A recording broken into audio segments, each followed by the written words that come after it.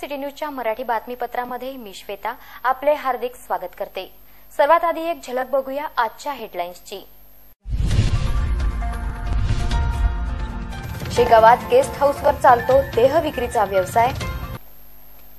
शेगाव येथील भाग्यश्री गेस्ट हाऊसमध्ये देह विक्रीचा व्यवसाय करताना 5 जणांना खामगाव उपविभागीय पोलीस अधिकाऱ्यांनी ताब्यात घेतले।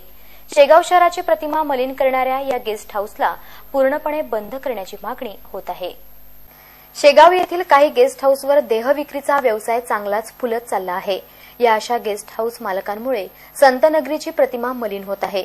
शेगाव येथील स्वामी विवेकानंद चौक स्थित भाग्यश्री गेस्ट हाऊसमध्ये देह विक्रीचा व्यवसाय चालत असल्याची गुप्त माहिती खामगावचे उपविभागीय पोलीस अधिकारी प्रदीप मुरलीधर पाटील यांना मिळाली। या माहितीच्या आधारावर सापळा रचून एसडीपीओ प्रदीप पाटील यांनी भाग्यश्री गेस्ट हाऊसवर छापा टाकला। यावेळी कारवाईत 5 जणांना ताब्यात घेण्यात आले, त्यामध्ये 2 महिलांचा समावेश आहे। हा व्यवसाय करणारे शेगाव रेल्वे गेट धनगर नगर रहिवाशी नितीन कांकळे, म्हाडा कॉलनी रहिवाशी हुसेन खान असगर खान, भाग्यश्री गेस्ट हाऊसच्या मालकासह 2 महिलांना अटक करण्यात आली।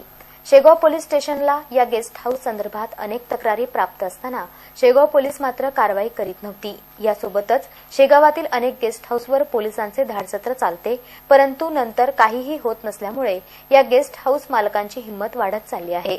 संतनगरीची प्रतिमा मलिन करणारे असे गेस्ट हाऊस कायमस्वरूपी बंद करण्याची अपेक्षा नागरिकांमधून व्यक्त होत आहे।